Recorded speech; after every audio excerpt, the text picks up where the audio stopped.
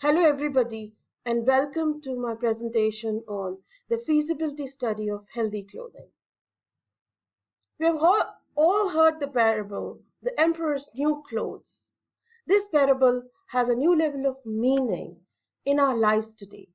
Pride, vanity, and stubborn denial, all on display in this story, also characterize our real-life clothing choices today. We have an illusion that synthetic clothes are safe, but in fact, it is full of invisible chemicals that the clothing industry does not want us to notice. You might be having organic food, but have you ever thought of how much toxins are there in the clothes you wear? I bet not. The emperors that rule most of our wardrobes is fashion. This emperor is worshipped at an economic altar on which considerations for health and safety have been sacrificed. The problem started 70 years ago with the advent of nylon, acrylic, polyester, and spandex. For half a century, our skin and 8,000 chemicals used in these synthetic fabrics have been interacting, causing infertility, respiratory disorder, contact dermatitis, and cancer. The World Health Organization has clearly analyzed that in the last 60 to 70 years, the health risk factors have drastically increased for people. For example, the cancer risk has grown to 1 in 2 for men and 1 in 3 for women. Isn't it too high? There are several reasons behind it, but one of the reasons is also the toxic clothes we wear. There are two underlying causes for it. First, the petrochemical fibers suffocate your skin that keeps you healthy by ventilating toxins a pound per day. And the second one is the toxins absorb throughout your skin, bypass your liver, the organ responsible for removing toxin. And skin is the largest organ you have. So what does this do? These two problems increase the total toxic burden in your body, bringing it to the tipping point to trigger these diseases. The solution is that the clothes we allow to touch our skin should be as natural and safe as it can be. United Nations Food and Agriculture Organization declared the year 2009 to be the International Year of Natural Fibers, as they saw the consumption of synthetic increasing due to the slight cost reduction there. They wanted to raise awareness with the people that it's being penny wise pound foolish. Even though you save a few pennies in your fabric, you spend a lot in meeting its damages. We at Inspire World will help you navigate this toxic minefield. Together we can build a healthier future for all that is sustainable from generation to generation. Here is a complete business model canvas. We tested these 9 building blocks throughout our research, and here I present you with our findings. The experiment method was face-to-face, Skype, or phonic interview. 16 interviews with customers each week and 7 interviews with gurus or industry experts. 4 age groups of customers were considered, 10 working women and 2 housewives. A total 58 potential customers were surveyed.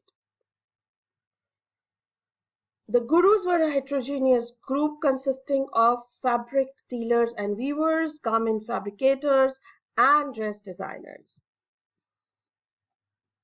Healthy clothing is a product line made of natural fabric, biodegradable, and is much more sustainable than synthetic clothing, which requires high energy use and crude oil.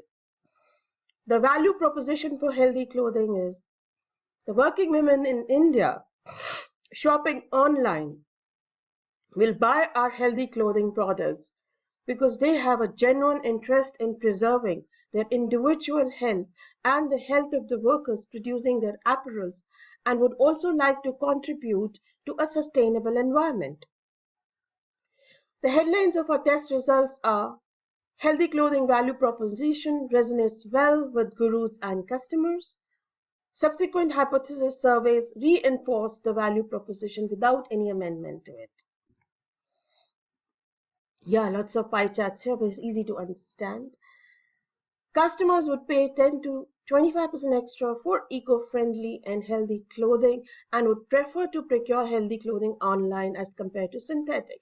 And both gurus and customers were positive about it. They were negative about the fact that customers check azo-free dyes while buying clothes. So the learning there is we need to partner with market influencers to spread a word on the hazards of various types of dyes. Improving society is important to me was another negative, so I tweaked the value proposition to drop some of these words. So the one you saw on the previous screen is the modified version. I'm likely to utilize eco-friendly products over the ones that are not. Lost by one vote to be 75% positive, but I calibrated to be considered as positive.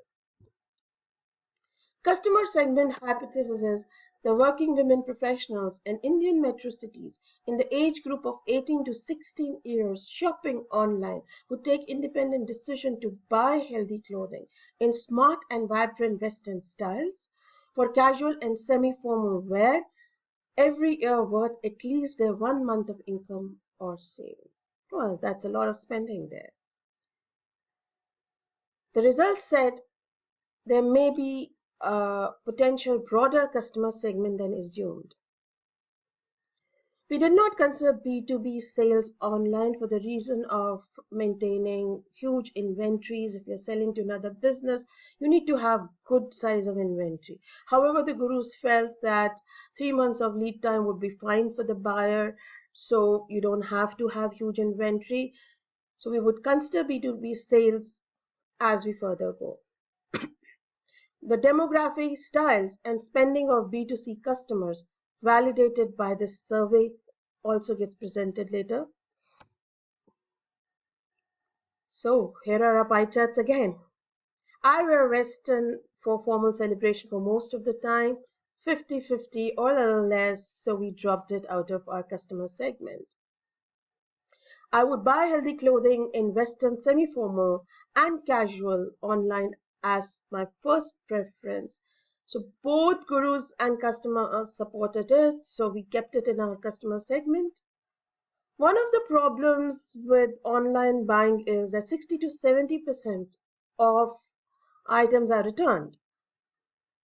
So our customers as well as the gurus felt that if it's healthy clothing, the return would be less or it won't be there at all.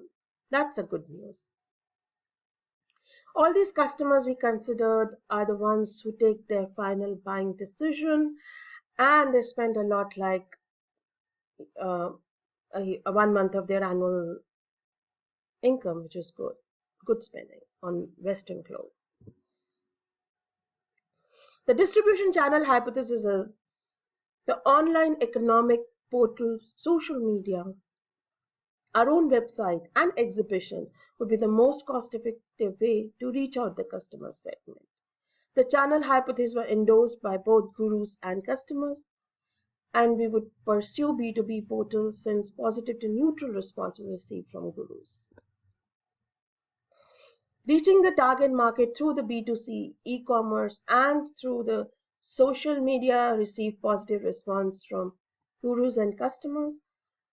LinkedIn received a negative response, whereas Facebook, Google, and Twitter were 100% positive by the customers.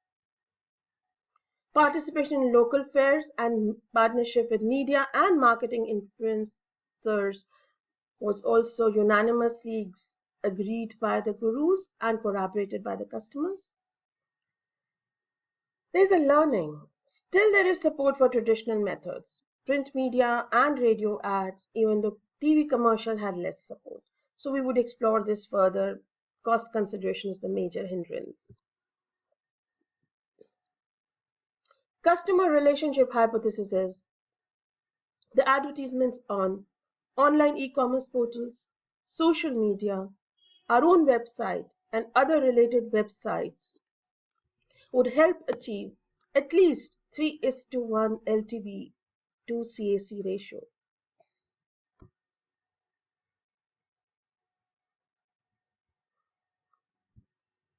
And The absolute numbers for LTV is $168 and CAC is $7. So you see this is much beyond the 3:1 ratio. We can invest more into advertisement. The revenue model is $60,000 for CapEx and $12,000 for OpEx. For the first 3 months, it'll be 12,000, and for the whole year, it would be 282,000. And these numbers would be sufficient to launch and make the project sustainable. 5 to 10% higher cost than that for a synthetic garment. The customer can buy healthy clothing.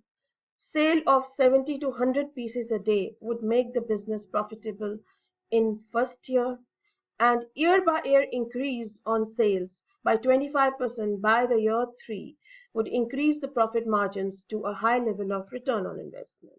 So both these hypotheses were verified. Customers unanimously agreed to the online methods, so the traditional methods are out.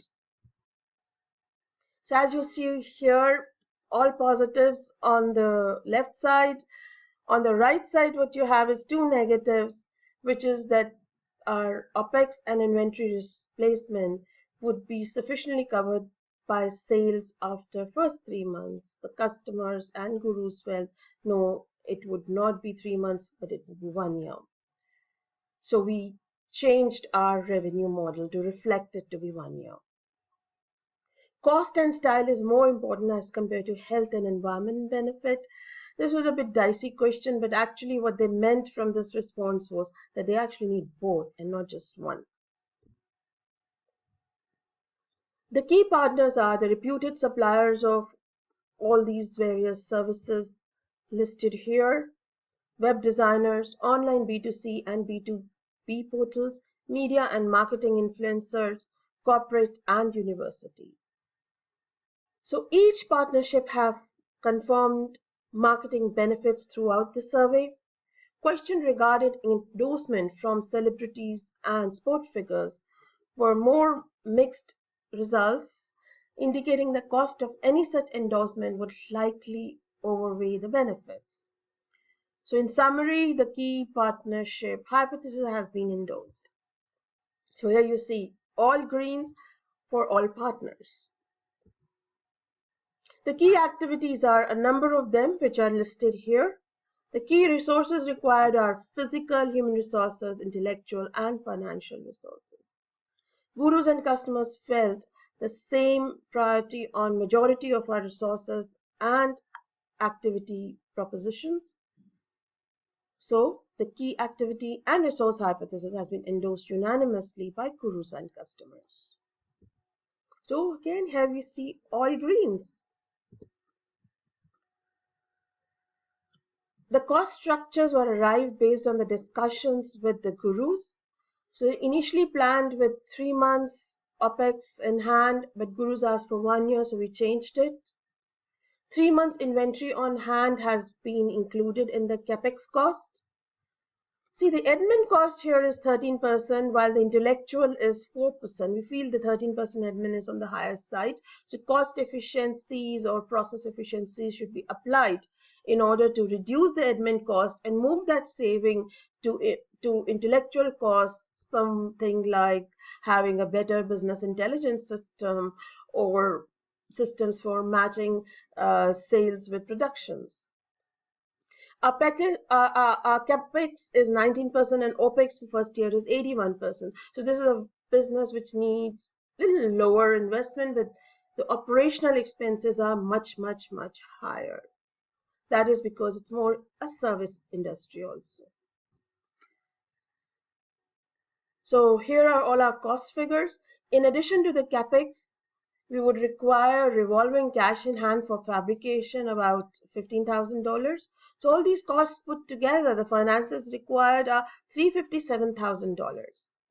If we sell 50 pieces a day, it would break even the OPEX. See, as I said, OPEX is much more in percentage as CapEx. So even if we break even OPEX, we are happy. So our complete business model canvas has been validated and tested. We believe that we have a strong business model for healthy clothing, validated by various surveys and industry gurus, as well as market research data. A detailed analysis on cost and revenue model established the financial viability of the proposal and predicted a positive cash flow. Our survey respondents are optimistic that there is a solution to this emerging health and environmental demand. We look forward to creating a comprehensive business plan and securing funds through banks now. We are determined to make a real difference in the way the world lives in their clothing. Thank you so much for this opportunity, and I hope you enjoyed my presentation. See you again.